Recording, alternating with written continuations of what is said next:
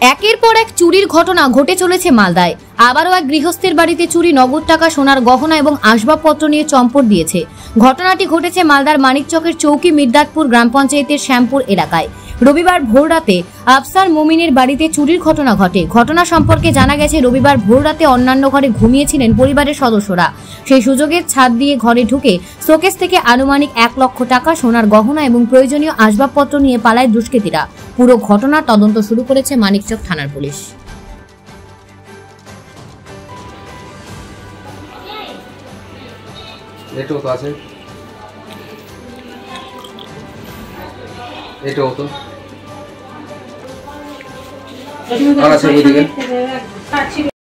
চোর ঢুকলো দেখতে পাইনি। আমার ওই বাক্সাতে ছিল আলমারিতে 1 লক্ষ টাকা ছিল, একটা ছিল কি বলে আমার পোলা ছিল সোনার, একটা আংটি ছিল, 3টা চঙ্গি ছিল, আর ছিল একটা তোড়া ছিল আমার মেয়ে।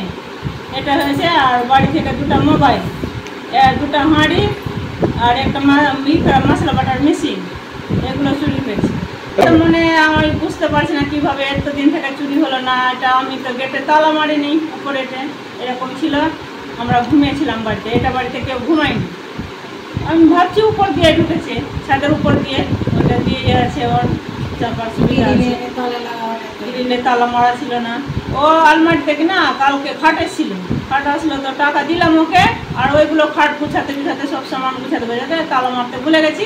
ভিতরে তালা মেরেছি, উপরটা তালা মারিনি, এখানে টাকা রেখেছি, এখানে তালা মেরে আবার চাবিটা এখানে রেখে দিয়েছি, চাবিটা অন্য জায়গায় রাখিনি। চুরি হয়েছে, ভেঙে চুরি হয়নি, খুলে চুরি হয়েছে, এখানে চাবি রাখা ছিল। ভাবলাম যে একটু করে তারপরে লাগাবো, ভুলে গেছি, ঘুমিয়ে গেছি। দৌড়ে জানে 1 ভরি সোনা, ওইটা তো আমি কি করবো, কাকে সন্দেহ করবো?